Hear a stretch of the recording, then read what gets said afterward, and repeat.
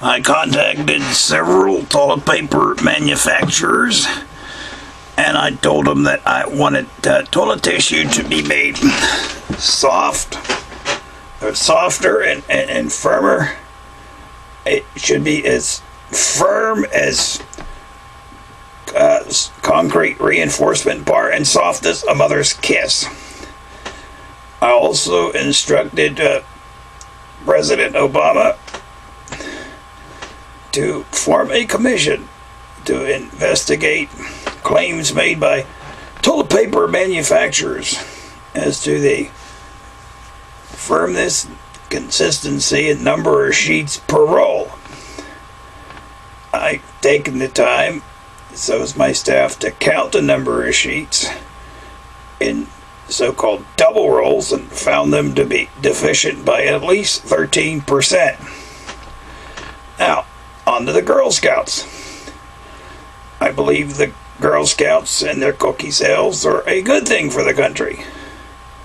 But the prices that they're charging for cookies now are way out of line.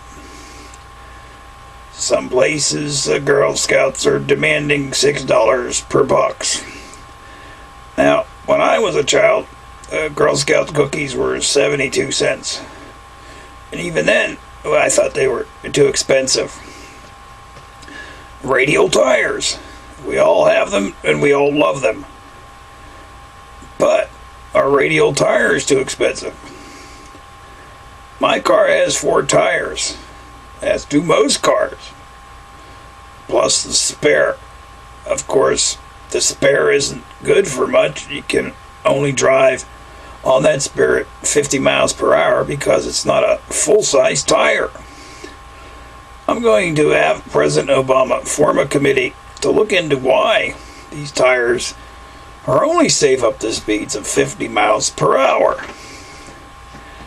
Okay, let's move on. Captain Crunch cereal. It's got less sugar in it than it used to. Why is that? And you notice that the boxes aren't as big as they once were. I'm going to instruct President Obama to form a committee called the National Cereal Board to look into this issue more thoroughly.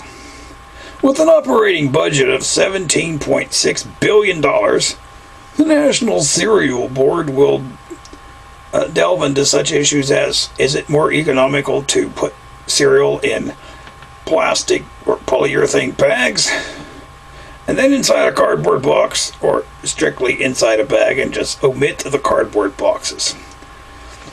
I'm going to have President Obama appoint members of a subcommittee to investigate Pop Tarts. Pop Tarts used to be more flavorful than they are now. And we're going to find out if there's more sugar being put in or if they cut back on the sugar. Next, gun running into Mexico. The United States government has been engaged in supplying Mexican gangs, cartels, firearms, high-powered weapons, hollow point bullets, so-called dum-dum bullets.